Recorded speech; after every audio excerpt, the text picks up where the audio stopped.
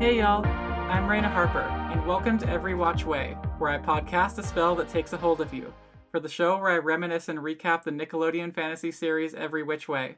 We cover each episode of the show here, and I go into detail on everything relating to what happens with the show, what I remember from keeping up with it in 2014 and 15, and all the fun knowledge and commentary I can bring in with it. Today I have someone on who's able to talk about episodes 12 and 13 of season 1, I Heart Beau and Pantherized, who's in fact a real wizard who of media literacy, the co-host of the Stacks podcast, father, former educator, and current person who would find it easier to list the movies he hasn't seen. Coming to us live from Britbong land, it's Stephen Gillespie. Hello, that's quite an introduction. I'm very happy to be here for my first experience of this show, which actually, you reminding me the years it came from was like, oh, that's why I haven't watched the show. Because, I am slightly older, so I would have been slightly strange for me to have kept up with this, but I'm glad to now return to this every which way I can. Oh my god, yes. I think it was... when I remember like searching for the show back in the day and like coming across the Clint Eastwood film, Every Which Way You Can, was it? I don't. Every Which Way But Loose. That's the thing. Okay, every which way but loose. Yes, that's it. And I was like, no, that's not what I'm looking for. Get out of my sight. The SEO is not optimized yet, but now, obviously, the legend of Every Which Way is established and has taken up the entire internet. And my podcast has single-handedly done that. Of course, yeah. I mean, it's the reason why I watched it, so therefore you are an influencer and a shaper of minds. Yes, for a number greater than 3. So at this point. Most numbers are greater than 3, to be fair. So that is most numbers. Yes, so Stephen, it's great to have you on. So it's great to be here. And what would you? Is there anything you'd like to share about yourself as we start off about what your podcasting programs are and about your background? Yeah, so my main podcast that I host that is semi-regular but difficult since, obviously, as the father point mentioned, so scheduling has become more difficult recently. But we've got the Stacks podcast, which is a culture podcast but primarily film. We go through series of covering different directors, occasionally movements, etc. So we've done things like the entire films of Jane Campion, Spike Lee, etc., and had a good time doing that. We did M. Night Shyamalan, that was an absolute blast. And we are at the moment doing Christopher Guest, who is most known for his mockumentaries, Best in Show and Waiting for Guffman. We're going a bit beyond those as well as covering those, and we also cover video games, music, books, etc. It's really awesome. I've listened to quite a bit of it, find you super well informed and entertaining and well worth listening to. Another director deep dive you did recently was of Francis Ford Coppola. Oh god, yeah, I did watch every Coppola film, including those that are not films. Yes, which was one of my favorite Stacks episodes, and it inspired the idea of like creating custom tier ranking names. Yes, we did fun tiers, which just started with Megalopolis being a fun name for a tier, and then we branched out from there. So good to have that carried on in terms of your S to D ranking is boring. You need Megalopolis and Worthy of Conversation and Godfather tier. That's what you need. Absolutely, and to start things off, when I told you about the show and that I wanted to have you on to discuss a couple episodes straight in the middle of it, what were your impressions of what it would be? So I was really not sure what it would be, because from being across the pond, I did not only was I, so this is 2014, so I was early to mid-20s when this came out, but even when I was younger, I did not have access to Nickelodeon or kind of an American TV program the same, because of the way technology changed. I was mostly terrestrial TV in the beginning of digital TV, so I had access to BBC programming mostly, and just stuff that was in the UK. So I had never watched anything like this because by the Hmm. time I got access to it, I was so culturally removed from it and didn't grow up with it, or just Right. clearly this whole accumulation of stars around it, and now it's making me out of touch with pop culture because like every new pop star it seems to be was from the Disney Channel or from Nickelodeon, and I have no idea Yeah. who any of them are until they're massive pop stars, and I'm supposed to have known who they were previously. So I feel really culturally divorced from this moment due to not having Nick and not having the Disney Channel, etc., etc. So I was Sure. really, really separate to what this was, Hmm. and was presuming that jumping at this would be very confusing. But then I remembered watching this. This is the kind of television that exists to beyond that you can just watch randomly. Yeah. And there are bits that I did not catch on fine, but most Hmm. of it is absolutely fine because you know kind of who the characters are. It's very tropey and broad in a Yeah. way that makes it really easy to watch. Of oh, I know the kind of character that is, I know the kind of comer that is, and you get a real feel for who is who early on, which is actually testament to how it's constructed. For to grab an audience at any point. And my cat just pushed a bunch of stuff off the table. So there you go. Oh no. Is it yeah, that's one thing that this witch doesn't have, a cat. Yeah, I know, which would be maybe too much of a signifier. Because so one thing that confused me in this show, and I know we'll go Yes. into it chronologically, Yes. was who knows who is a witch and who doesn't know who is a witch, and I enjoyed finding that out. So there's the character that I hate, that I won't name yet, but I hate him. He's bad. Right. He's a bad man. You And named him to me earlier, yeah. I didn't realize that he knew that she was a witch. And then Hmm. when she just did magic on him, I thought that was gonna be a massive, massive moment of, oh my god, I can't believe he did that. But apparently it was not a massive moment because he knew. He knew. Hmm. Right, right. And so I'm glad is I'm glad that you found this like an intriguing and decently enjoyable experience, if somewhat morbidly. I And think it's culturally fascinating of to get a view into a type of media that I'm so unversed in, but yeah, also because this style of media is so has osmosisized into so much. It felt yeah. very familiar watching it, despite me being not familiar at all. Of I totally understand the rhythm of it, and it has this calming, comforting rhythm of oh, this is one of those things, and it's done well, and I you get into the Hmm. feel of it really easily. Yeah, it's it just takes all the ingredients that a show like this is supposed to have, and just presents them like, Puts them here in you a go, cauldron, here's. makes a spell Yes. out of them. Mm-hmm. Yeah. Uh yeah, I would say it's kind of like a watered down version of like a show like that would have a higher budget, like Sabrina, you know.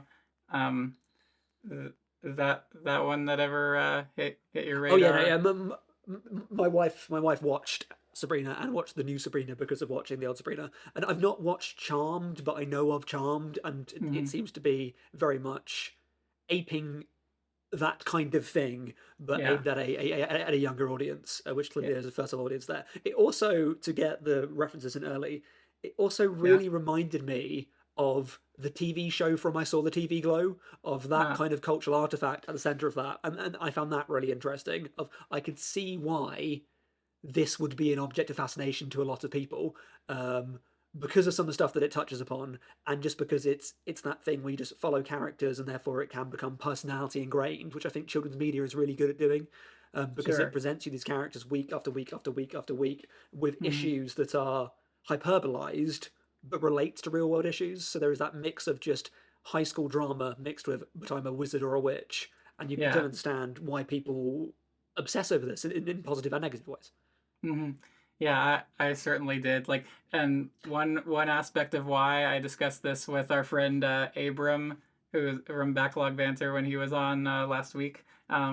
He I sort of realized that it's designed to like be addictive in a way because of it every single episode has like a sharp cliffhanger, like, oh my god, things building up to a head, oh no. And it's like not especially neat, but the next episode will carry off exactly where it left off. So it's like, oh my god, I have to like wait until the next day. And that's how it was presented. It was presented over each season was a month long event over which Yeah. like um, the third, like the 20 episodes were presented over of season one were presented in January 2014. All the episodes dropped in 1 month.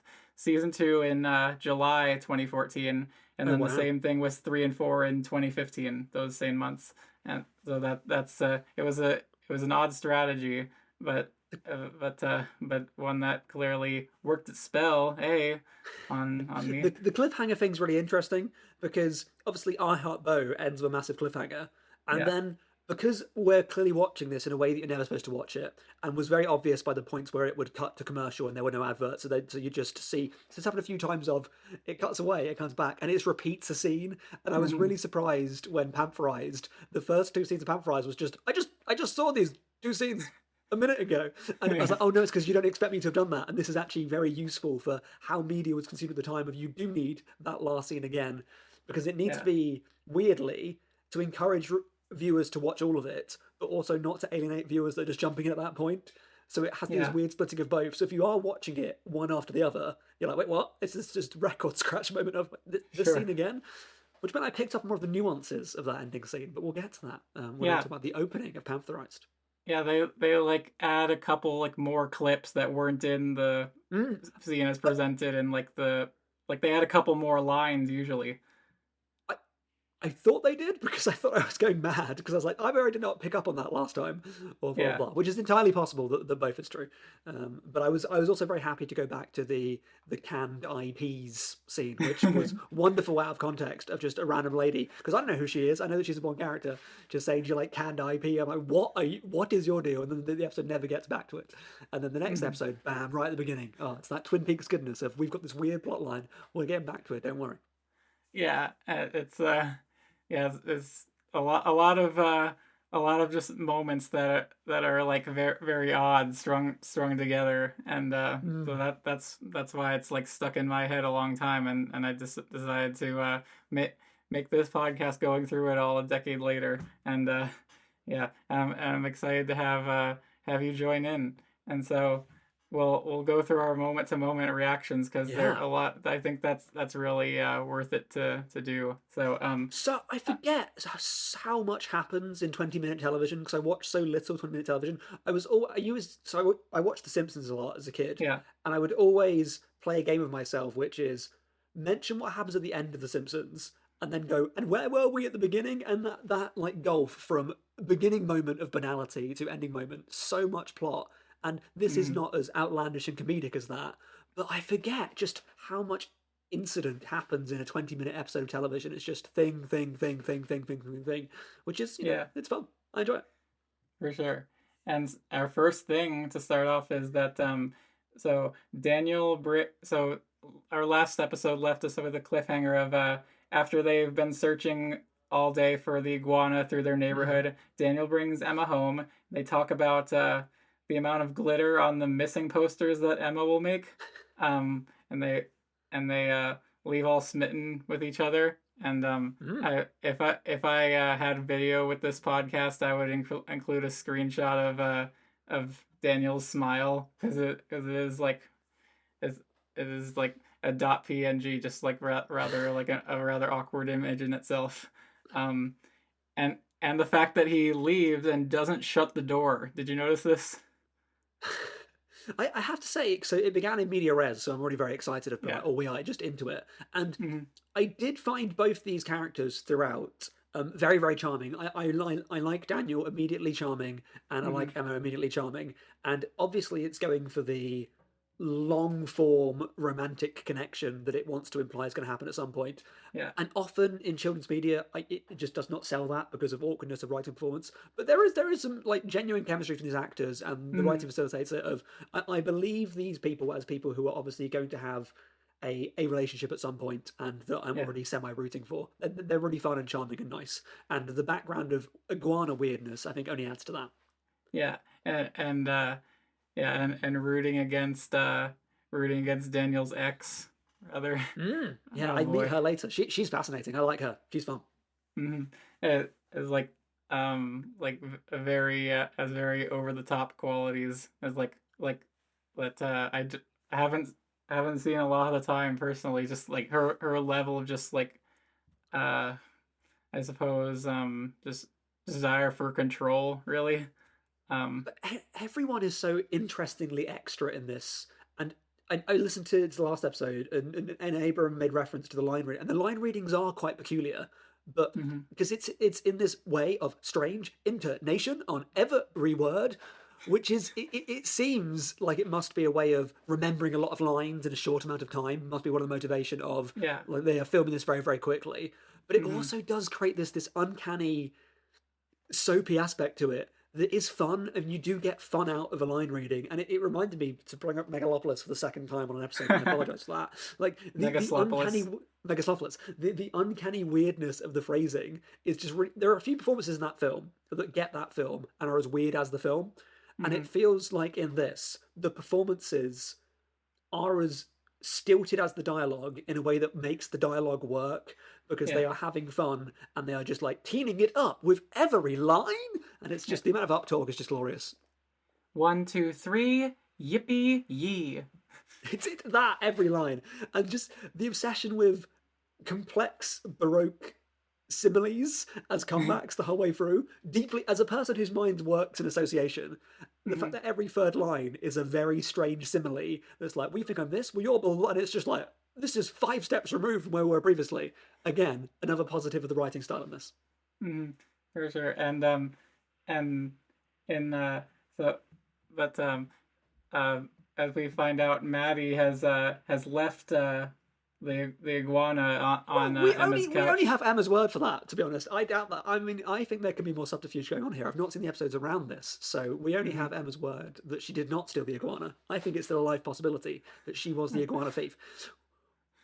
Um, well, I can confirm that Maddie, like, it did intentionally do that. She had the iguana like for the entire previous episodes, and I'm applying a Barthian logic here of the author being dead. If I am only rooting my analysis in the text as presented, and I'm not going to consider any extraneous material. So as shown to me by itself, ex nihilo or whatever the word is, that I don't know who took the iguana, and that was a very potent theme that hung over it of guilt.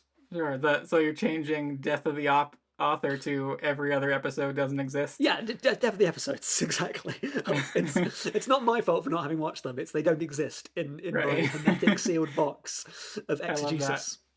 And so yeah, Daniel draws conclusions when he comes back in. He comes back in through the door that he didn't shut on his way out. Very Um, Columbo-esque, as if he knew, but he didn't have the right time to bring it up. And he's like, I have clocked this. This is a nice moment. Let's have the nice moment. How do I get the best out of this? And that's like really maximizing his moment there. So he gets the lovely moment with Emma. And he goes, I don't want to ruin this lovely moment. I'll leave the door slightly open, Columbo it, come back in. One more thing. By the way, that iguana is my iguana. yeah, or my little brother's iguana. Yes, true. Who his little Yeah. brother understands the presence of iguanas and understands its Yes, vibe, which was a yes, line I genuinely very much enjoyed. yes, and yeah, we'll get to that in just a moment. But Mm. Emma insists that she has no idea where the iguana came from, and so so do do you believe her? It's hard to say. Exactly. I don't know. I did.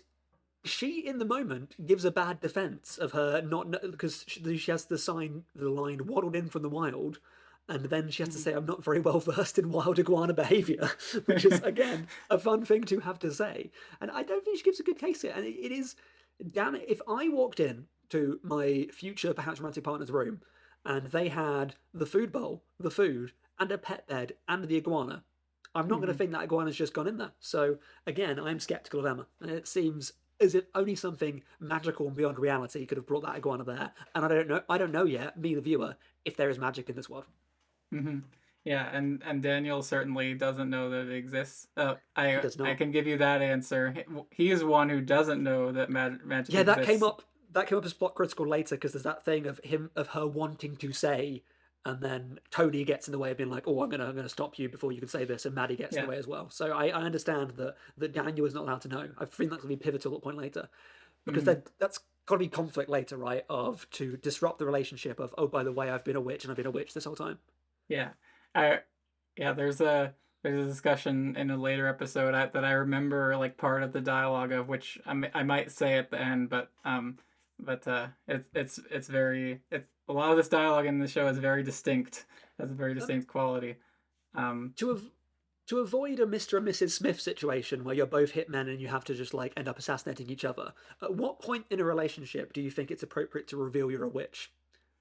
well, um, It's a mm, it's a difficult at question least because at least you the can't third go too date. I don't early. know. I, but it can't be too. If so, I've been married for a couple of years now. I've been Yeah. together with my now wife for a decade before that. And if she were to tell me tomorrow that she was a witch, I would be a bit confused about it took you this long to tell me. So I would say that 12 years is too late. Hmm. So that is too long.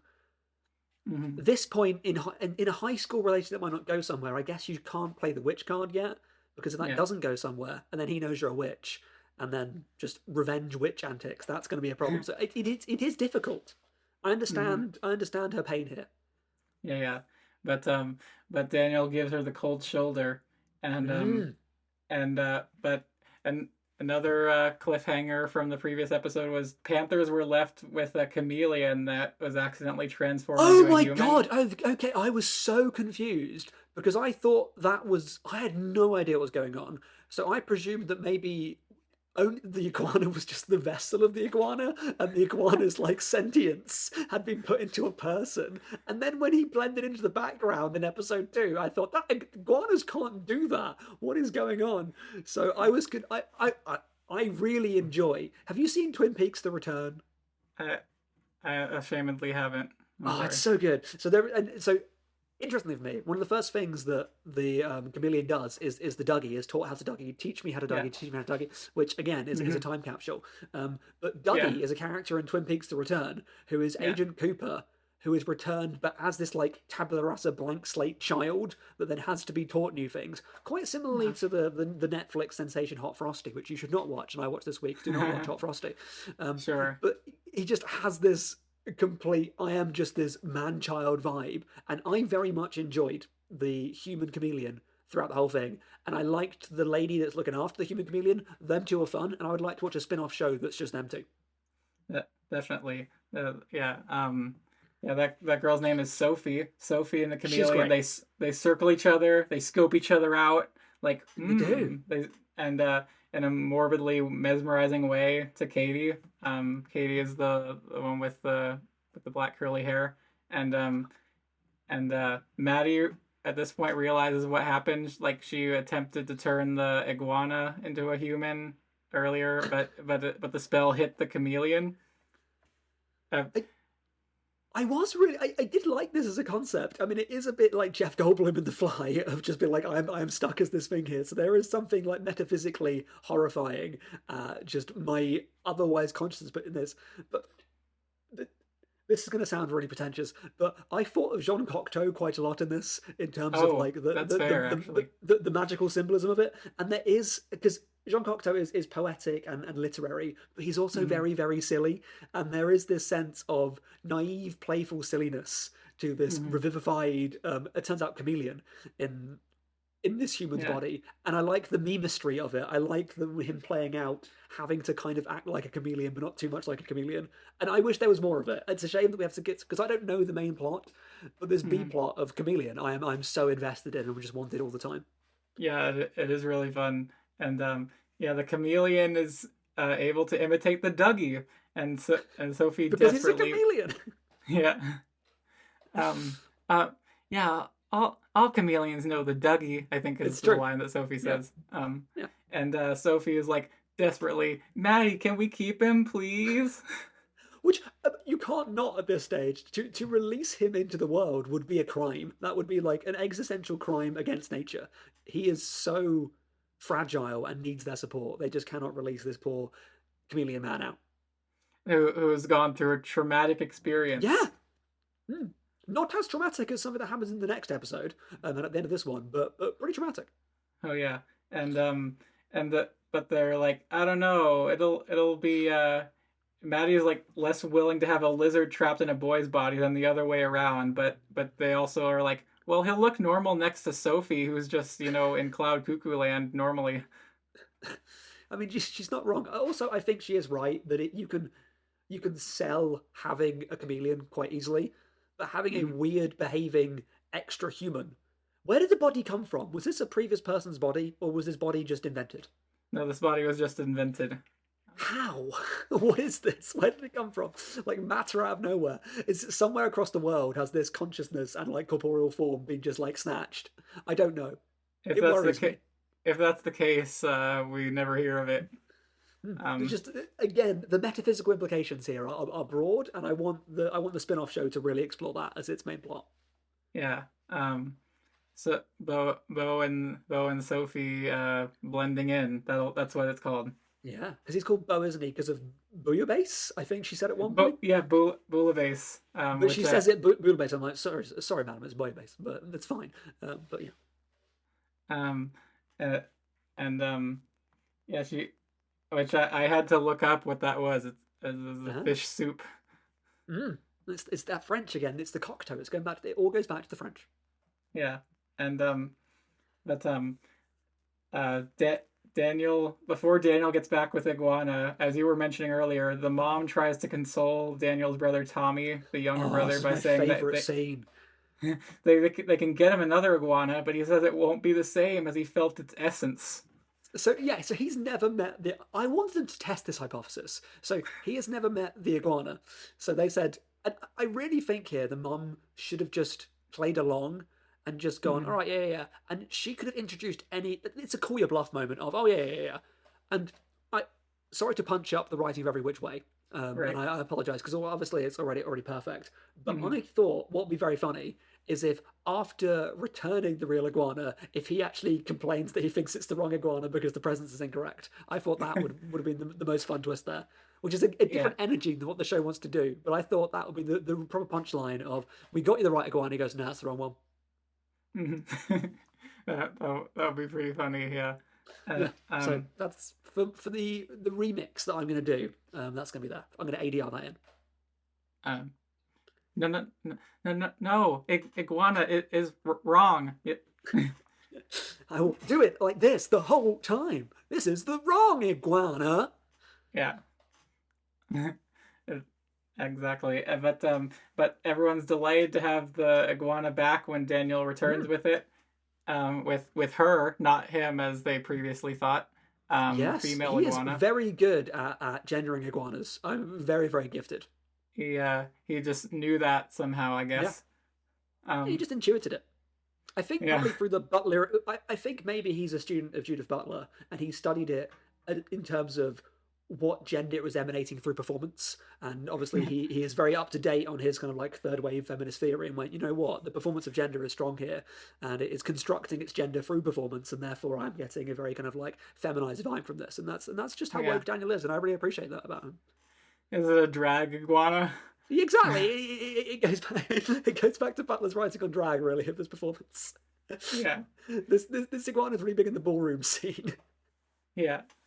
And Emma and Andy investigate how the iguana must have gotten there. Her dad couldn't have done it because he was away at a big brains meeting. But Detective Andy says his turns head motive to frame Daniel is there. Um, she's very theatrical.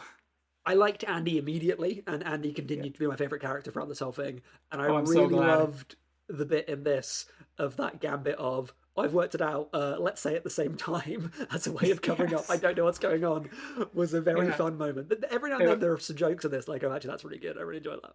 yeah, it was one level better than in the Lego movie where Emma's like, "Yeah, I know the answer. Why don't you say it first so I can see if you're right?" Exactly.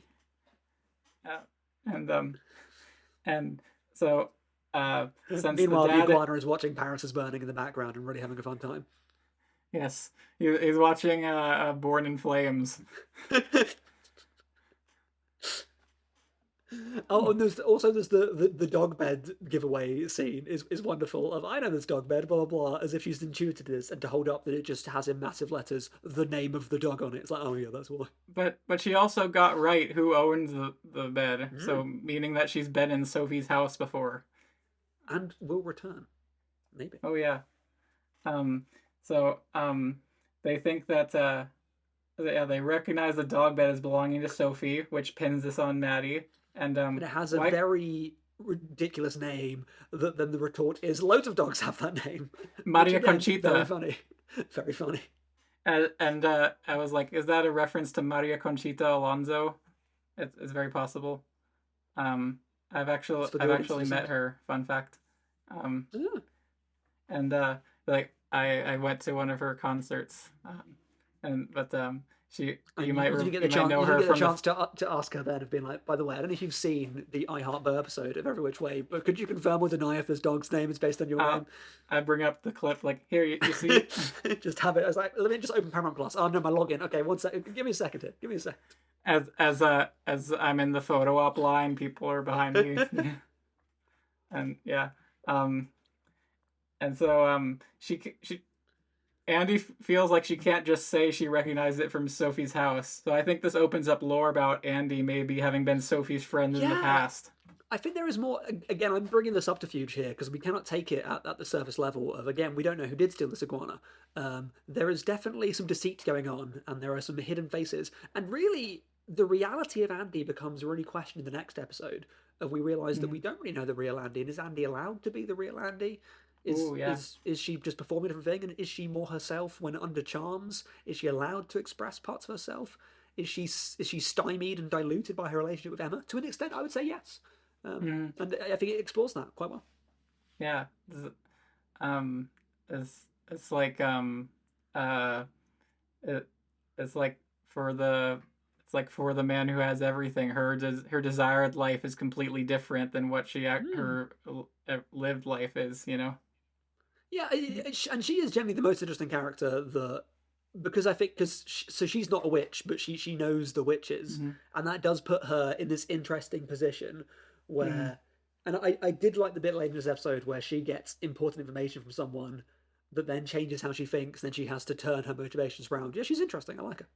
Yeah, and so she encourages Emma to get mad once they realize that it was Maddie who, from their perspective, who framed her. That and they real and Emma says this, and Andy tries to say it in unison. Maddie cast a spell to leave it here to frame you.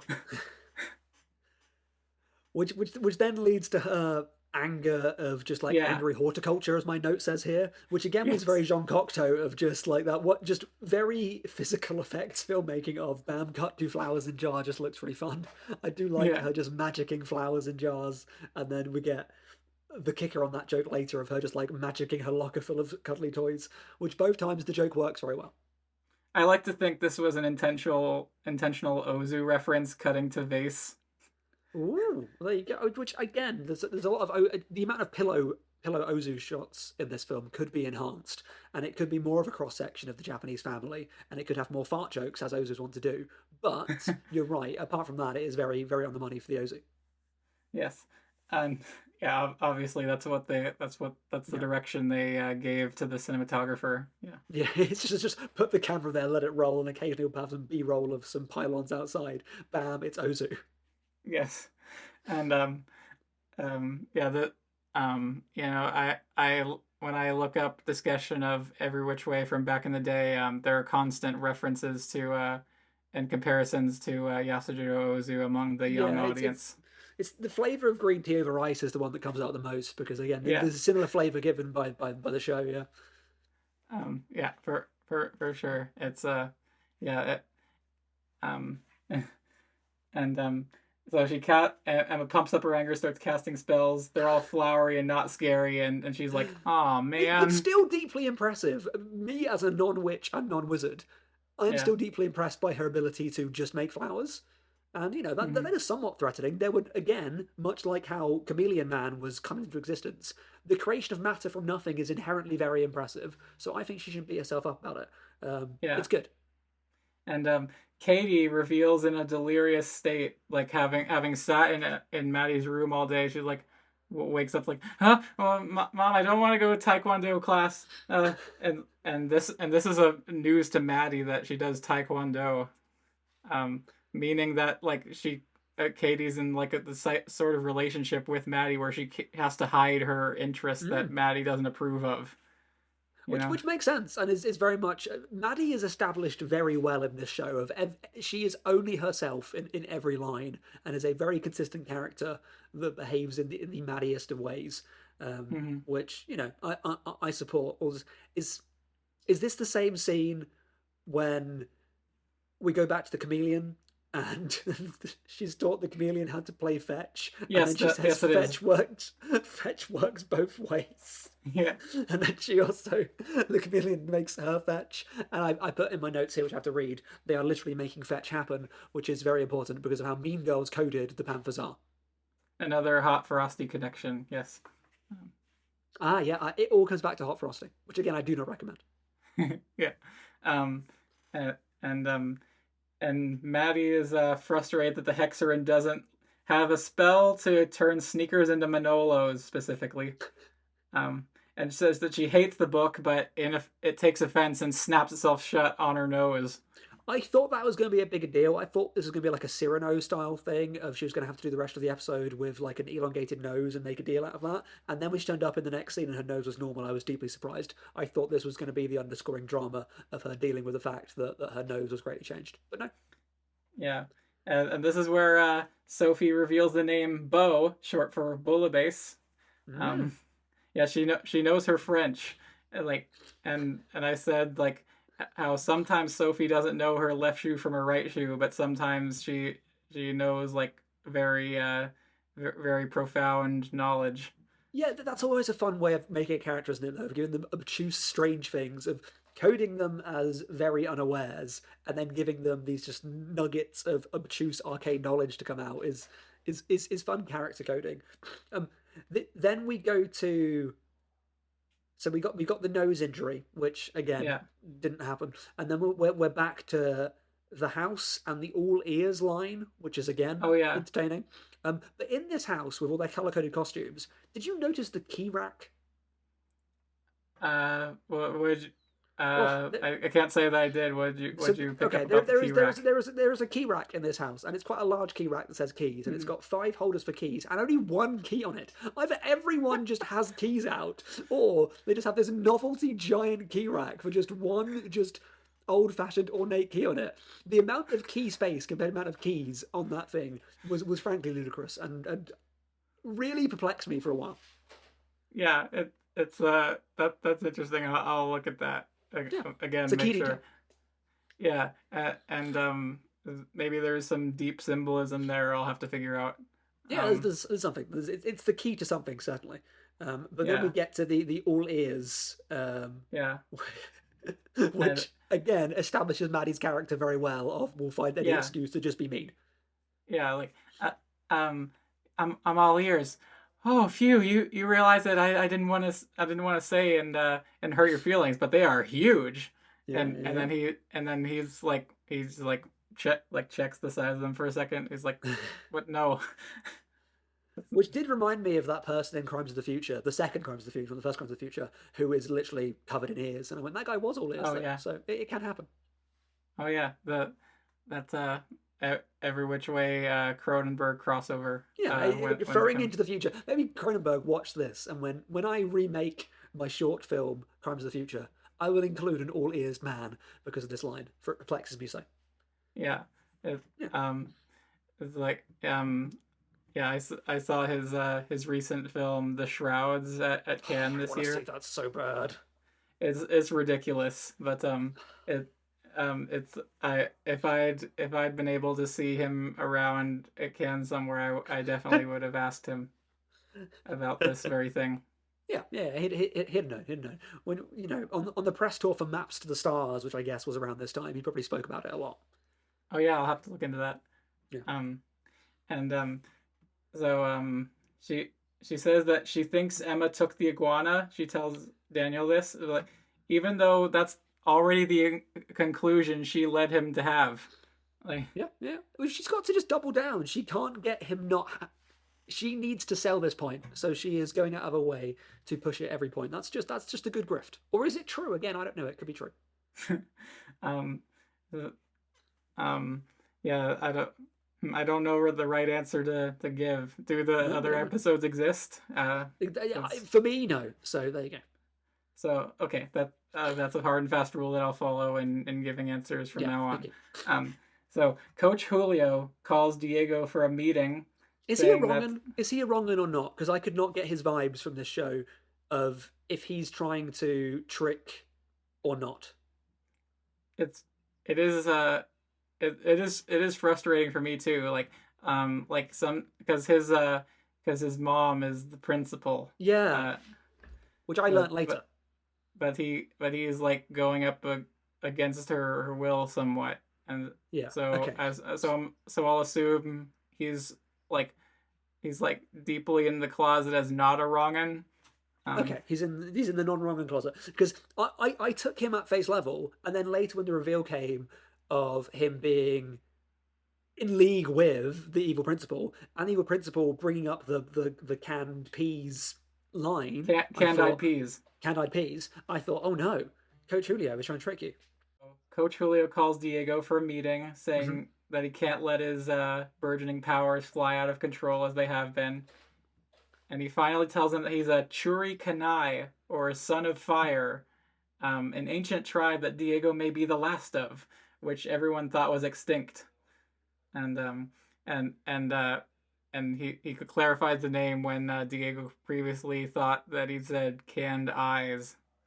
And Which again comes up later. This word, sound like other words, is key to this. It's. I mean, there's an arguable uncomfortability around some of the tribe stuff of maybe it's a little bit kind of like indigenous coded appropriation mm, in terms of linguistics, but it also fleshes out the world of this more and makes Diego more interesting. I really liked Diego. Was another one of my guys in this. I enjoyed him and his general thing, mm, and I like that he so is he a wizard then, or is there a different term here? this is, so the Kanai is what he is. Okay, so he is just that. So there are And witches and Kanai, and then presumably more.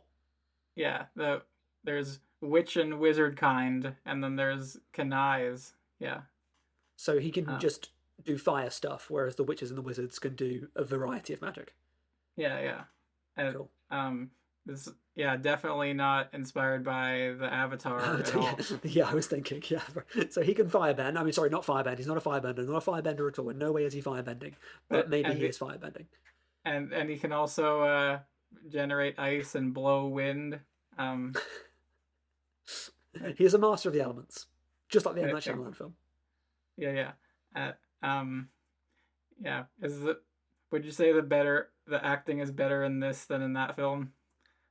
Um, I would say yes. I would say yes. Just I'm okay. I'm not going to defend that film because I don't think it's good, Yeah. but I think it is unfairly lambasted by people that just love that TV show. I'm not that familiar with the TV show. I think the film is bad, but not abysmal. And Shyamalan has made many worse movies, many better movies, but many worse movies. Sure, sure. Um, so Emma tries to explain to Daniel that she didn't hide the iguana, but in his anger, he refuses to believe it, and the Mhm. evidence is something that she has a hard time explaining away without revealing magic. Which again, because we don't know if she did or not, so she really just has a hard time explaining it. It's because maybe she did steal the iguana. Just saying. Yeah, it's like, well, like how did it get in your house with the bed? Mm. And like you're saying Maddie stole it, like, but she wasn't even at the party to go and She grab was it. watching an expose into the world of dog competitions, and you can ask her mum. I would love it if they went, you know what, they should have followed that lead, which would have been a yes, but would have been a good scene to see them follow that lead. Just a peculiar conversation with the mum of, were you watching an expose in dog competition last night? And they have to go, yes, yes, super. Yeah, and Maddie has done some pretty shady stuff, okay, but how did she get into your house? Mm. Magic? Daniel says. Exactly, which, as we know, is fictional and could not exist. And Emma says, as a matter of fact, yes. Ah, that's how they get you. But then Tony, with his bow tie, comes to save the day. Yeah, and when when well, first off, Maddie comes in and is like, "Well, you're obviously guilty, Emma. She's trying to drive us apart and gaslight you, Daniel."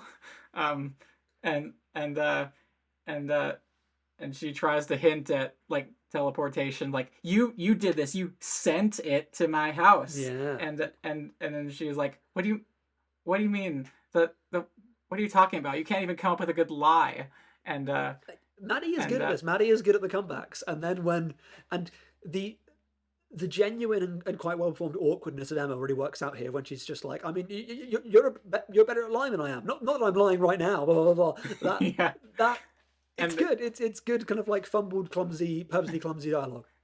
and Emma's like, well, we're not that we're officially dating. I mean we've been hanging out, and then Maddie's like, you were never officially or unofficially dating. She's What? good. She's good. She's good. And Emma is about to, in spite of like everything, she's about to like, when Maddie says you wouldn't dare, Emma's about to like, Daniel, we're both, and then Tony comes in to save the day. We're both not responsible. Yes, and I hate Tony. Tony is the worst character. He's a bad human being. We should avoid him and be careful around him. Tony is a creep. He's a nice guy, TM. Tony is the most like promising young man, nice guy coded. I don't know if you saw Benelo's The Beast this year, where it has the incel character in that. I am worried about what Tony's going to do in the future. Tony, be careful with Tony. Don't like him. Don't like him at all. He defends Emma and says that he found the iguana, put it in Emma's house, and this is, I think, the most believable lie that anyone's told in this show. He does it the most smoothly out of anyone. Which honestly. Again is why I'm deeply red flag concerned about him and his ability to just like make up this deeply convincing lie, just sell it completely on the spot. He outfoxes Maddie. No. Because like Maddie tries to prove that wrong, but he outfoxes her to a point where she would have to reveal magic, and they're like, nope. Yeah, Tony, you want him on side, but when you get him on side, he starts to try and take liberties. So, Tony, don't like him. And he was trying to help Emma, which really gears into her like I know what I feel, and Emma would never do that, and she's like, thanks, Tony, like just like feeling good about him for that, but he like feels this like he sees the inch and he is ready to take a mile. Yeah, he is manipulative. And again, is trying to push those nice guy vibes. Yeah, do not like Tony. Tony is creepy. Useful to have on side, but when you get him on side, you're not getting him off side. Yeah, creep. Mm-hmm. And Nurse Lily sneakily grabs Andy and pulls her into the office. Yes. Like Andy's walking around, yank, and admonishes her and Emma, and Emma by proxy, for not doing any of the necessary things, like training on spells, stealing the Hexagon back, or preparing for the eclipse, where witches will try and steal her powers. Did you get this? Were you able to gather that that's what was going on? That's like the ticking clock? No, not particularly, but I felt there was enough inherent peril, and I liked the more evil than Maddie line. That I think the internal stakes episode was strong enough. Of you had the principal being somewhat revealed as a greater big mad, so there was a palpable tension, and also I think the high school drama of you need to get your stuff together. You're a witch. Well, your friend's a witch, and he's got it. I think that works as the authority figure coming in and just sorting that out. So even without the context, which doesn't exist anyway, this works. And even though Andy has no powers, as Lily says, Andy is the best prepared, and she has a Master Oogway moment. Nothing is ever random. I liked that because there is a cosmic truth to that. There is no true randomness. Yeah. And she pumps Andy up, and Andy goes out there with renewed resolve for like the task at hand. And so Emma thanks Tony, and he says that he did it because he believed in her good nature, and definitely not his crush on her. He doesn't say that. No. Keep away from Tony. Keep away from Tony. And she offers to tell him the story, but he's like, "Nah, I trust you." And he grabs her hand, gives flirtatious eyes, and she's like feeling awkward about it. You can see just it. Imprisons her hand for a while, and then she realizes that she may have won, but she paid with her soul for this, and this Faustian pact is going to get her at some point. It's very Dr. Faustus coded of being like, oh god, we have paid a much greater price for this, and I am now indebted to this man. Oh dear. Mm-hmm. And so, speaking of debt and manipulation, Mac asks for use of Diego's fire powers, but this was the strangest scene, and just out of nowhere, this random character just wants roasted and toasted, which he uses interchangeably, which I guess is true. But I just pick either Yeah. roasted or toasted. But it's a fun rhyme, I guess. Roasted toasted nuts. And then it includes the line, "You think you are so cool just because you make fire?" And I'm just like, yeah, yeah. I mean, obviously, cool is the wrong word because fire is remarkably hot. But if I could make fire, I would have a pretty big opinion of myself, and I would think I was very much all that. Yeah, yeah. Yeah, yeah, I do. I do And think I'm all that because I can make fire. yeah, and Diego is mindful, like he's very demure, very mindful, sorry. He is, yes. And but he was like told don't use your powers in public and give yourself like let that be known to people. Don't give away the secret. But Mac Yeah. is like feeling petty about it. He's like, well, you can't, you won't even like help a friend out, like roasting these nuts. Roast and toast my nuts. Well, I'm gonna well here's my trail mix and you can't have any. Yeah, which I just noted down here. All of the off-kilter comebacks are really fun. He's like, "Well, I've got something you haven't got. Trail mix." It's just yeah, cool, great, yeah, And true. so so um so Andy also they're having a fight about like what about how they're not supposed to reveal the fire powers loudly in a I hallway know. filled I with can't reveal passing that I people. have fire powers. People could see or hear or know. Yeah, it's awesome. Yeah, And rules. I agree. and Andy figures out the manipulation in Tony pretty quick, and Yeah. Emma asserts that he'd be trustworthy to know about magic.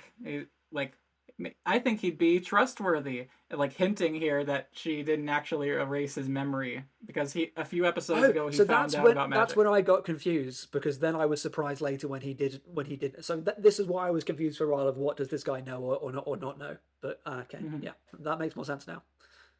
Yeah, he was because he sensed in the scene with Emma and Maddie that she was about to like Yeah, feel like pressure to reveal the magic secret, and so like knowing that he stepped yeah, in, and and uh and, and she didn't actually erase his memory, and she's weirded out by Andy acting seriously all of a sudden towards the situation. yeah.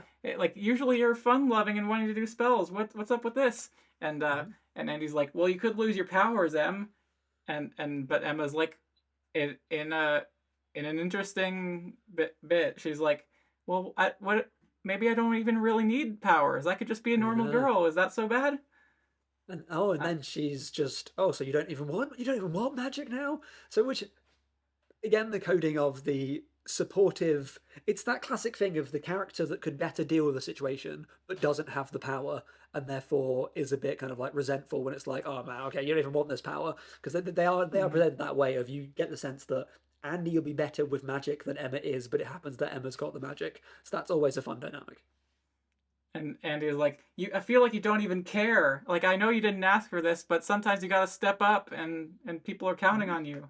it's true. But then she storms off, A and lot of personality changes for Andy about to happen. A lot is put upon her yeah, at the and whims of others. yeah, the terrible three, Daniel's siblings, come to visit Emma and to thank to thank her for finding iguana, and she also she makes her dad carry her backpack into the house.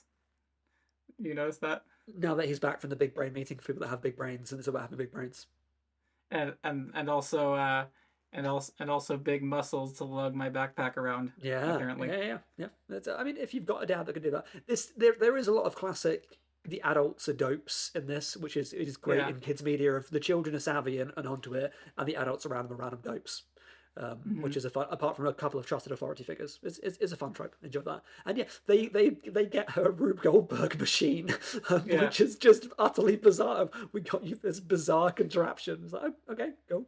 Well, I think it's implied they like made it themselves, Yeah, I mean, which it's is very impressive. hmm A lot of molded plastic. yeah. But apparently, Maddie's mom enrolled Beau as a new student at their school, Hmm. um, Yeah, and second cousin from Sophie is France. able to Sophie's able to teach him calculus, quantum physics, and knitting. I noted that down. Like this is very Aristotelian of the three arts. Like we've got physics, metaphysics, knitting. Of these are the things. In Plato's Republic, we will study the three things: calculus, quantum physics, and knitting. Yes. And so they go with the story that he's a second cousin from France who was raised by wolves and speaks no like human language. And then Sophie buys into the lie herself of saying, "Oh, you speak French. That makes everything make sense," and just says "au revoir" and disappears. Good, Sophie. Sophie, well written. Like I like Sophie. Pro Sophie. Yeah. But Katie takes notice that Andy is giving Emma the cold shoulder and is like, "Ooh, Maddie will be able to use this." Yeah. And Diego, I love this scene. He remarks over and over again how really bad it is that Daniel accused Emma. It's bad. Bad, really bad. It's really bad. It's bad. But Daniel doesn't even know that's the truth. Technically, it's bad. It's really bad. Yeah, again, good scene. Nice gag. I know. Also accurate. It's bad. Yeah, it's really bad. It's really bad. Again, Diego, great. Diego, one of my champs. Yeah. So Daniel resolves to apologize and then take her to, and then on top of that, he's like, I'll make it up to her by taking her on a date to the upcoming beach ball. Which drops that plot point, which then gets picked up again in our weird incel card magic scene, which is very reminiscent of that creepy scene in Love Actually, where it's like I don't want this. Don't force this upon me with your strange date me card. Oh yeah, by the way, I found out recently. I'd never watched this, but the Tony actor is the lead actor in the Netflix film Swiped alongside Noah Centineo, apparently. Oh, there you go. So he's thriving. Yeah, and he looks kind of like Jesse Eisenberg. He's got a Jesse Eisenberg thing to him. Oh yeah, which doesn't help with the creepy vibes. You get a little bit of Social Network of I think I'm too good for this and deserve things. So yeah, it's just he's giving a bad energy, which is compelling but bad. Yeah. So Daniel leaves like, wish me luck. I'm gonna go ask Emma for forgiveness and also to go on the date with me. And then Diego, this is when he's approached by the principal about, hey, have you been eating any canned eyes lately? Which is the most Twin Peaksy, the owls are not what they seem, say a random thing out of context moment, and is glorious for that reason. Yeah, but he's like nervous, and she deflects like, he's like, what are you talking about? And he's like, oh, canned-eyed peas. It's today's special in the cafeteria. That's a thing that people talk about. That's a normal thing. Everyone's talking about canned eyes. Yeah. And he's like, oh yeah, I love peas. Peas in my pasta, peas in my pea soup, peas in my pot pie. Which is very, to get back to Christopher Guest, is like that scene in Best in Show where that guy just lists nuts for a while. And I'm always a fan of just listing things as humor. Listing humor is great. And here are the reasons why. No, I'm not going to do it. Yeah, like shrimp burger, shrimp sandwich, barbecue shrimp cocktail, shrimp sandwich. It's just a solid gag every time. Just always a fan of that. So good listing peas. Great. Good job every which way. And then that's about it. Sorry. Those are the peas. I named them. That's the peas. The peas are done. Yeah, and she says, enough pea talk. Macadamia. And it's like, get out of here. You're late for class. And then so Katie tells Maddie that Andy and Emma were fighting, and they go for revenge. They resolve to like do something to like jump on this opportunity. Which I don't know why this makes a difference. They could have like the spell that they do like could have been done regardless of whether exactly. Andy was... And it also opens up a massive kind of psychological kind of worms of if this is a thing that you can do, and it's a wild, deeply inappropriate kind of like breaking of bodily autonomy. Just hugely horrible thing you can do. You can do this. You can do this at any point. And also, what else can you do? You just completely just transform the personality. So to explicate, so she casts a spell on Andy to pantherize her, so to make her one of the Mean Girls clique. Which I have to say, the acting from Andy, I don't know who it is that plays Andy. Her name is Daniela Neves. But she is so just She nails it completely. That transition Yes. into just plastic version of herself, and is having the most fun. And then when she reverts back in the next episode and has to do the Andy as normal person pretending to be plastic version of self. So there's that Yes. double performance there. It's good, and it Yeah. reminds you that Andy is an interesting, fun character that can do this stuff, and is a very good performance for the heart of the show. But She what's the rules. real Andy? We don't Well, know. to have this conversation now that is interesting because they completely change her personality. But when they do so, there is an all about evenness to this, isn't there? Of Ooh. they bring in this new star and then suddenly this new star becomes the bigger star, and Maddie feels displaced, and Yeah. One ups her. Yeah. and that's really kind of like dramatically compelling. But there is a sense that Andy is aided by this, is allowed to get some. She loses autonomy, she loses herself, but she is able to engineer social situations and get freedom and the ability to exert herself in a way that she can't actually with Emma. Because you see Emma's scene when she pretends that Andy's there, and the way that she acts out Andy is very much as a sidekick. And it is this reminder that this is a character that has been sidelined to the sidekick. And yes, she is horribly forced against her consent into a different personality, but it does let her present herself positively and take some control for once, which Yeah. reminds us as the viewer that that's actually something that's lacking in her life, that she is not able to really be herself, that she totally exists in Emma's shadow. And I think it's a good way that the show points out that part of her character, of she gets an episode to shine and she's not really allowed, at least the bits that I've seen, to be herself because she is the best friend. Oh yeah. We need the persona shot. The Exactly. bringing the heads next to each other. Yeah. That's something that that Maddie and Andy should have done. Like, ooh, you're Yeah, a for the panther poster. just like me now. and and like when they confront her and are like about to do the spell, they confront her in like the Shining sort of way. Come play with us, Andy. I do love it when she says, "I will lose a drill bit in your ear," which is such a violent image. Yeah, but I'm here for it. Yeah, I mean, I watched a film last night which had someone get a drill through their head. And I was like, "Oh wow, I saw that happen yesterday." And yeah, that's a thing to do. That's a thing to do. Wow, you know what? Yeah, she's a real one. She's an absolute real one. yeah, and before that happens, actually, is the scene where with the card trick. Tony asks Emma to the game by way of a card trick. I hate that so much. Again, Love Actually weirdness. Don't like it. Don't like it at all. And like very realistically, she's like playing oblivious to keep herself safe. It's such a weaponized power dynamic. She clearly does not want to go to what she knows is the date with him, and she is giving as many signs as she can of, no, I don't want this. You're my friend. This is all that I want. And he is just willfully ignoring and just ploughing along because now that he's helped her out, has just forced this reliance. I mean, it's quite well judged as an interaction of, you do feel the pain here. So it captures that high school and beyond dynamic quite well in a way that's purposely uncomfortable. And she's like, I don't know anything about the game. And Tony's like, well, I'm not playing. I'm doing music. So it'll be rockin'. Okay, that bit was funny. Cringe. That feels like maybe Tony's okay. Maybe Tony's got those good tunes. So it'll be rockin'. It will be rocking. So there you go. Yeah, we just won't let her say no, and she so clearly is aware of what he's doing and is trying to find a way to politely say no, and he just manipulates the way around that to deny her that. Yeah, and the Panthers they turn Andy into Maddie turns Andy into a panther. A panther you shall be. And and like she pauses, turns around like, oh my God, like what am I wearing? Good. And which, like to me, you gotta get me. You're all wearing the uniform. You're all wearing the same thing. Yeah, exactly. Like, oh, the difference is like she's wearing a tie and they're not. I guess it's how you wear it. Tony's got a bow tie, for example, because he's a creep. Yep. And so Sophie is like, I can get you clothes from my locker. I have 8 extra outfits, one for every day of the week.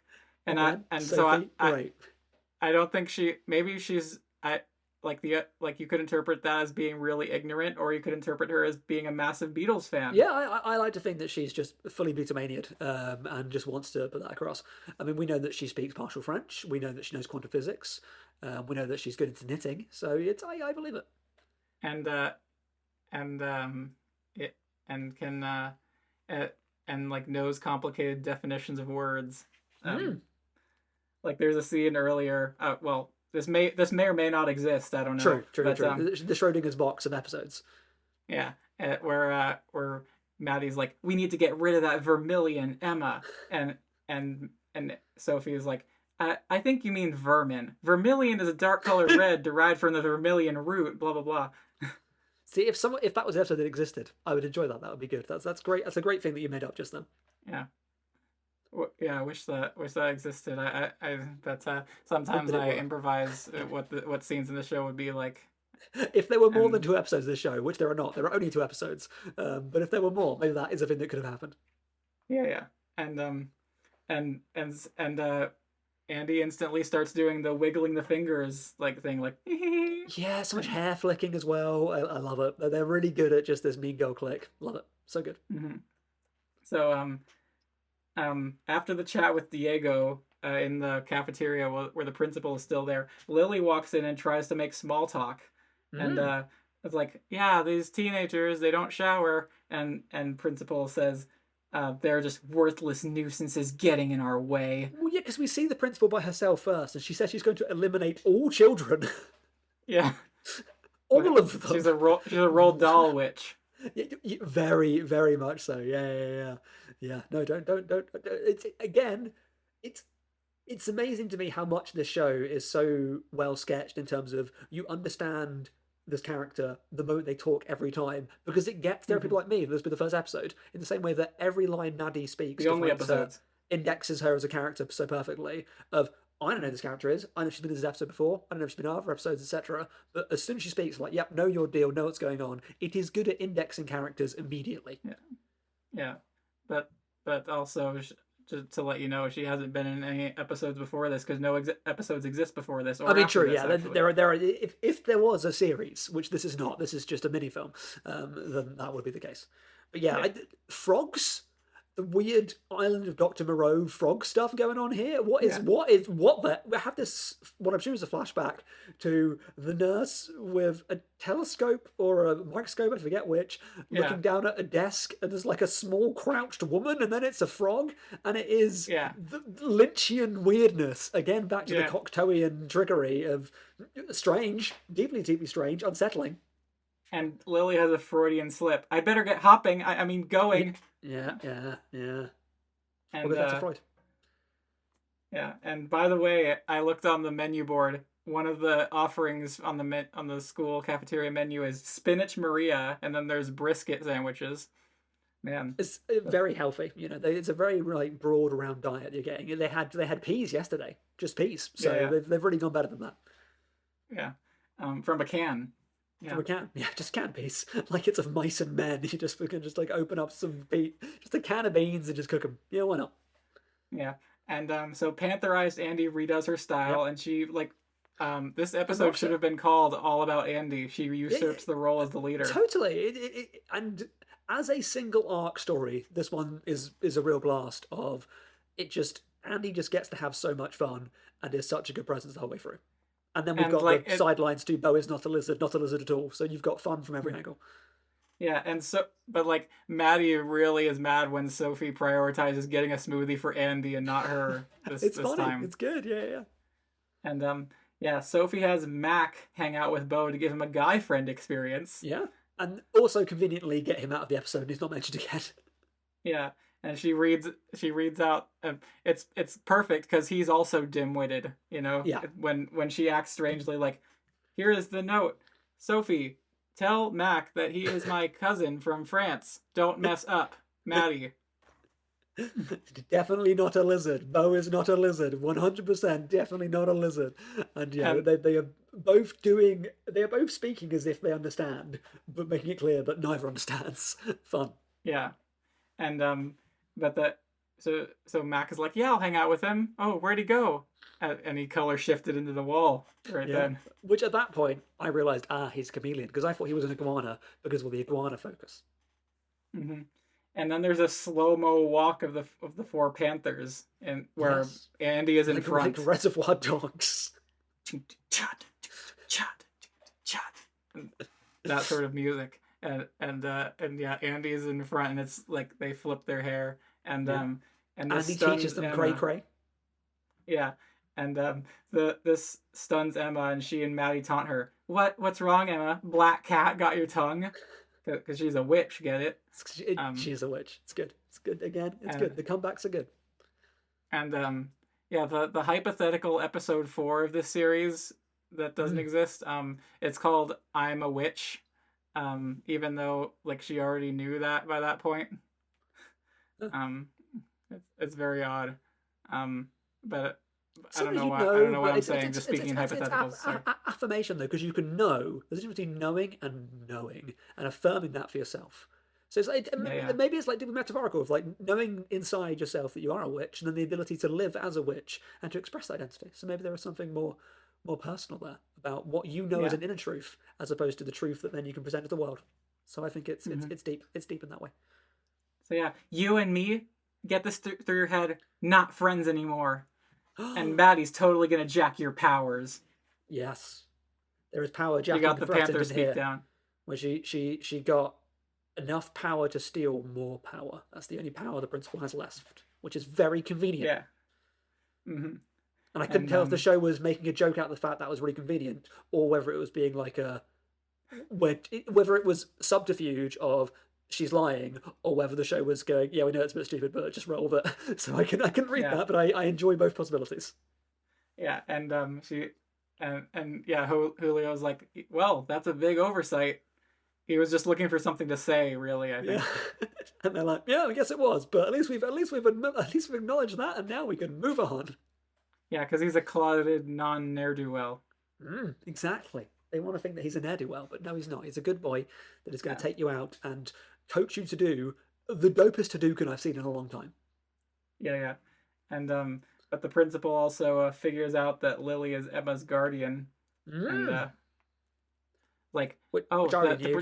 council sent to protect her. They sent the guardian, who's the nurse. Because of hopping. It's the hopping comment. Yeah, and that gave her away. She should have known. And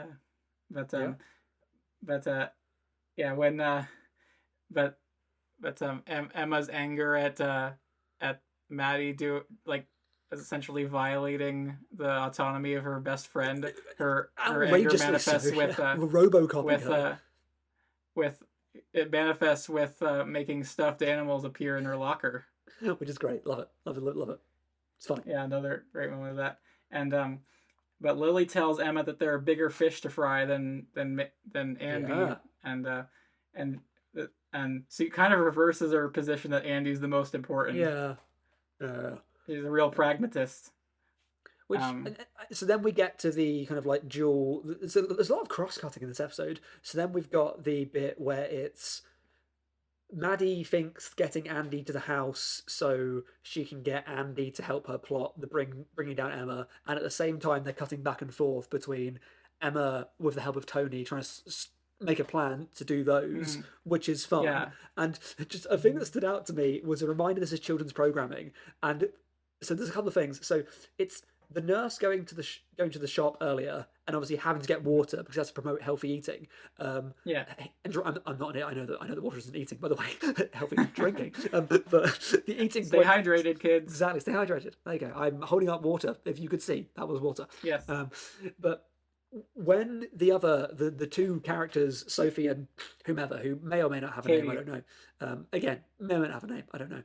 When they are standing behind the two main people, they're just eating just a fruit platter, because again, we need to have them snacking, but it must be something because of imitatable behaviour for children.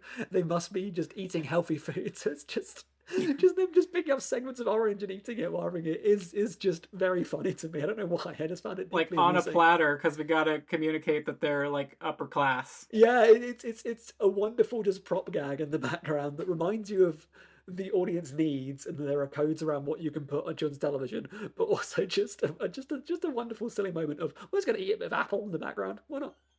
Yeah, but Andy is like, we gotta do spells. Let's get our cray on.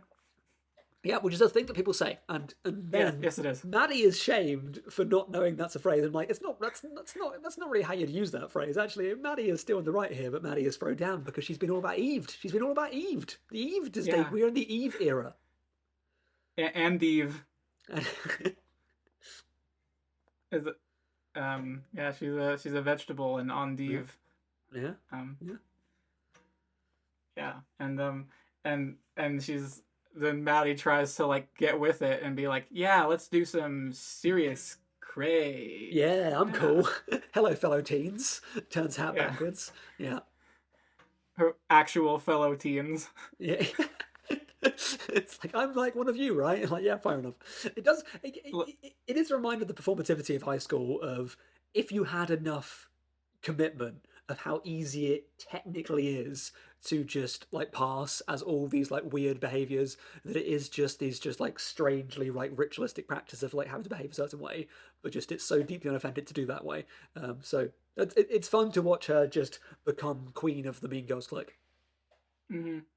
And fun fact: this is like watching this show is where I learned the term wedges, as in shoes. That's where I heard that for the first time. Wedges outside of potatoes, you know. It's where I learned that you just bring up, that you're not going to cut the corn off my toe with a knife. And I'm like, wow, what a bold thing to say. Yeah. It's cray cray. It's cray cray. It's cray cray. And, let's get cray cray and do some magic. Let's get our cray cray on. Yeah, our crayon. It's a crazy crayon, a crayon. Yeah. They should have had a crayon gag. Yeah, just like pull it out. There you go. And, again, when I do the ADR for this, that's going to be in there. Yes, and Emma practices spells at home to not much success. Oh wait, you're gonna be the every which way like video joker like in Hollywood. You know what I mean? Yes, exactly. Yeah. I have. Which Super Emma movie. is here? Rapid action. Yeah, exactly. I am bringing it all the way to Hollywood. Yes. Magic fire. See, this all is serious. would be better with that voiceover. Would be great. Yes, but it's your voice this time. Yeah, I'll do it, and I will find out who killed Captain Alex in the next episode if there ever is one of Every Which Way. Yeah. They really should continue this series. It's interesting. Yeah, it's promising. It's promising. And just like how Tony's a promising young man. Yeah. In my notes, one of my notes is promising young Tony. Another note is 500 days of Tony. Oh my god! Which he comes to help yet again. Because Emma's practicing spells at home to not much success. She misses really Andy sad. being there. Her missing Which Andy one first, is Andy? sad. That is sad. And this is a moment that's like stayed in my mind. She tries a spell. It's past its prime. It's sung its tune. So turn this flower into a spoon. Just I don't know why that sentence is stuck in my mind. It's rhyming is fun, but okay. Then she has a magic spell that changes a couch, and it just makes the couch semi-useless. Because it was also a two-seater. It's like, well done. You've reduced the utility of your home. Great job. You had a two-seater sofa, and now you've got a one-seater inflatable couch. That's bad. Hey, she's just learning. I don't care if she's learning. It's bad, and she needs to be told it's bad. She needs to learn the limits and that she's not doing good in the what. Yeah, and so yeah, Tony comes in as like, I heard you were what happened with Andy. I thought you might want to be comforted, so I brought you my favorite Sudoku books. Yeah, and also don't trust a guy that just seems to just have a disappearing cabinet that he just has. Again. I don't want to get too into this, but Tony may have killed before. I'm worried about him. The fact that he has just this strange disappearing cabinet that you can lock things in, and a straitjacket. I need that he has a straitjacket. Something is going on with Tony. Don't trust him. Stay away from him. Yeah. And what he comes up with is, I'll chase you around the house so that you can think under pressure. Yeah, again, avoid this man. avoid this man. Don't hug him. Uh, Definitely don't hug him.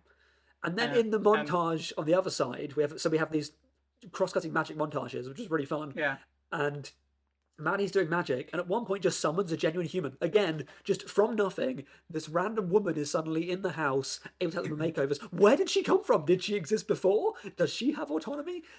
Freedom and body, kind of like the liberty of the body in this show is very interesting to me in terms of like yeah. consent and rights over your personhood and sentience.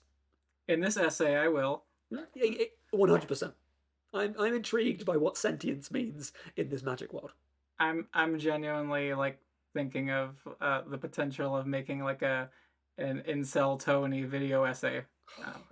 Tony is a wrong'un. He is deeply wrong'un. Avoid him. Yeah, and so yeah, they practice spells, and then they come up with a plan to rescue Andy. Yeah, it works. They do a Trojan horse basically. They Trojan horse. Yeah, and into the house.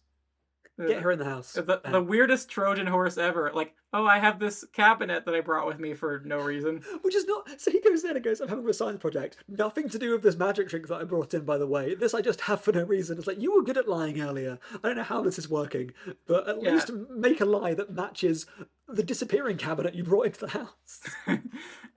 and I like the particular his description of the science project that they do always stuck in my mind as well. Like, yeah, we're supposed to do it on like different types of ecosystems. There's biomes. There's underwater caves. There's deserts. He is not wrong. And there's underwater snow deserts and underwater deserts, which are counterintuitive, but they actually exist. Yeah, he knows these things. Sometimes when you know something, you just want other people to know it. So you just find any opportunity you have to go, do you know this exists? But again, deeply incel behavior. Yeah, but Maddie is like, I didn't hear about this science project. And Sophie, without thinking, is like, they might have announced it on the day that you skipped class. And Sophie, shut up. Yeah, it's amazing that he gets away with this. It's absolutely wild. Because her mom's in the room there too. Yeah. And her Maddie's like, yeah, or who is it? Is it Andy who says like, you can just have, great student Tony do all the work for you? Yes, and then you both get A's. And then her mom, Maddie's mom, is like, no, you have to both do the work. It's true. But Maddie's mom, a real one. We like Maddie's mom. Obviously not a good mother. Right. I would speculate about other things that she does that regrettably more material doesn't exist. Exactly. So we could waste time speculating, but I'm not going to. So they Trojan horse Emma inside. She goes upstairs. She sneaks up the spiral staircase behind this cabinet. Yeah. Tony manages to distract them, and she goes up into Maddie's bedroom. She finds her spell book, the Hexerin that Maddie had taken, or that might just be there. We don't know how it got there. Exactly. Again, I don't know that isn't actually Maddie's book, and that Emma is lying about it. Mm-hmm. But then Pantherized Andy comes up and is like, "What are you doing, Emma?" And then and before the spell, Emma tries to talk her out of it. It is very video gamey in terms of, let me just try the speech check first. Okay, I want to know that failed. Okay, I guess I'll do it via gameplay. I'm going to try and use persuade. I don't know how I know persuasion. I'll just do it then. Fair enough.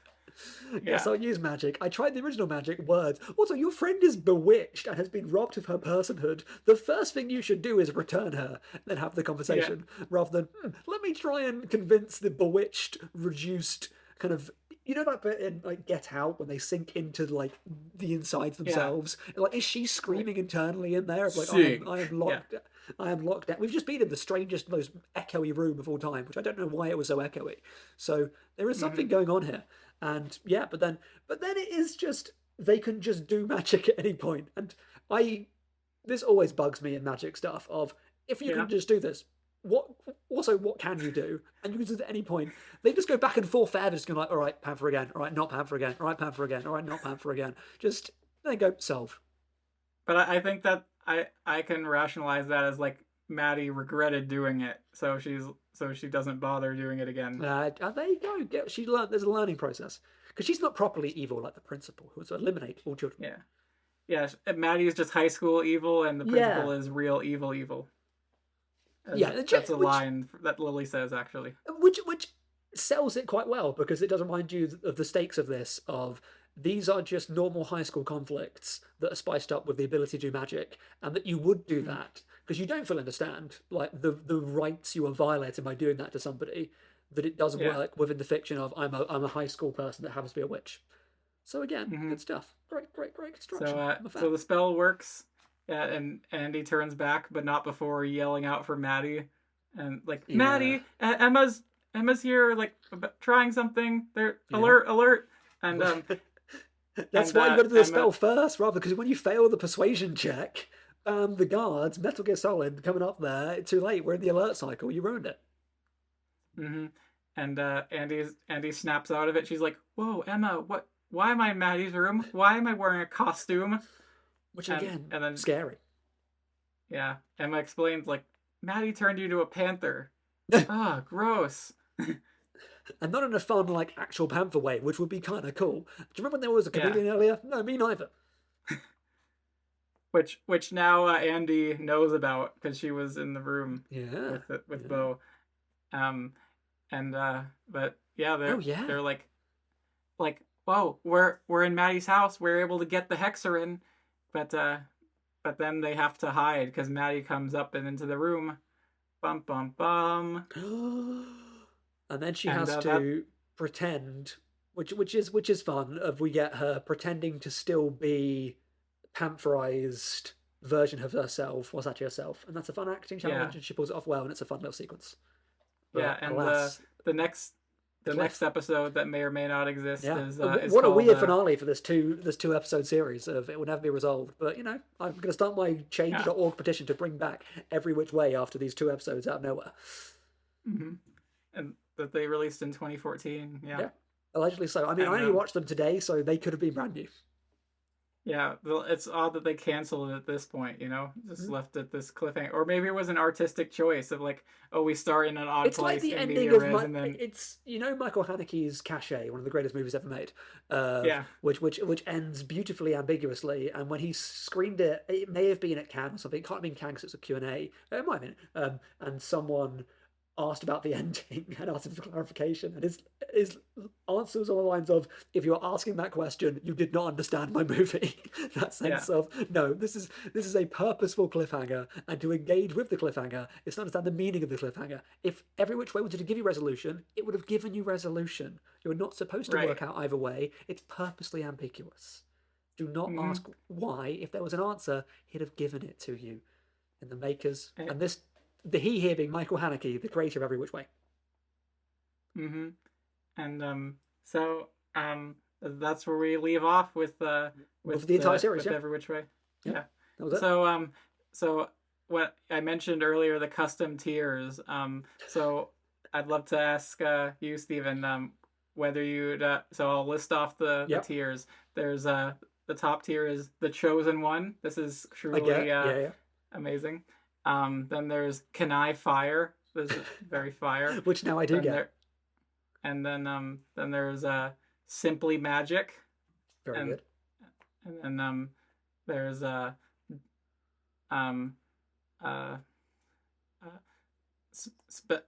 Could Spell Improvement. And then there's Duller Than Daniel. And then the final Megaslopolis level tier is turn me into a frog already so I can escape this. Yeah, which now makes sense. Which did not make sense to me, and now I deeply understand it. And again, is deeply body horror terror in that thing. Yeah. So yeah, which of those tiers do you think this experience that you've gone through for this podcast falls into? This was the toppest of tiers. This is the Chosen One. I was expecting to find this curious, but I very much enjoyed watching both episodes. And if I did not have to cancel my free trial of Paramount Plus before I started paying for it, I would watch more. But I'm not going to watch more. Also, there is not any more. There are only 2 episodes. But even if there were, I could not, for I've now cancelled my free trial of Paramount Plus. Yeah, very, very fair. And so I'm very grateful to you for coming on, Stephen. Where can listeners find what you do? You can find me doing whatever tweeting is called on Blue Sky very occasionally. I'm very bad at it. I need to do it more. I'm trying to, but I just don't have the impulse. You can find the website, thestacks.co.uk. You can find the Stacks on wherever fine or not so fine podcasts are found. And the best place to follow me really is on Letterboxd, where I am Stephen Gillespie. I think my handle is Stevenage. I could be wrong, but you'll find Stephen Gillespie. If you find that cool Godzilla Criterion picture, that's me. Great. You always have the best taste and the best recommendations, genuinely. I try to. But I get that, to be fair, I get that from others who have just exceptional taste and such recommendations. So it's passing it on, always passing it on. Yeah. And this show is very comparable. I said this in one of my other podcasts to the L-Shaped Room, 1962 film with Leslie Caron. Yeah. I mean, there's a lot of Orwellian satire in this as well, in terms of the normalized surrealism. It's very Exterminating Angel in the acceptance of the magic in the real world, but also denying the existence of magic at the same time. Yeah, it's very, very, very surreal. That's why it's compelling to me, and I decided to do this experience. Yeah, so, I can, having watched this, I can get why. It is a fun cultural artifact that speaks to a specific time, and also is just an enjoyable one of those. Yeah. So follow for everyone listening. Follow EveRe-Watch Way on the Facebook page, and give it a 5-star review on Apple Podcasts and Spotify. Give it a like on YouTube. Share it around to people that you know. Yep. And happy holidays, everyone. We're recording this 2 days before Christmas. Christmas Eve. All about Christmas Eve. Oh, yes. All about Endive. On Christmas Endive. Okay. It's just this. Can you tell me script this podcast very carefully for all these callbacks? This is Chekhovian in its structure. Best magical wishes. Best magical wishes. Really bad. Bad. Really bad. It's bad. It's bad. It's really bad. It's really bad. It's bad. Yeah. It's really bad. Bad magical wishes. They're bad. They're bad. I know. Good show. Good show. I enjoyed it. So I'm gonna go get a snack of some canned-eyed peas. It's the special today, as in every normal school cafeteria where we just have cans of peas. And I'll listen to my favorite canned-eyed peas song. Where is the love? Which we'll find out if they ever make more episodes and they resolve these love triangles. Very exciting. Exactly. So I think that does it. I'll stop recording now. Perfect.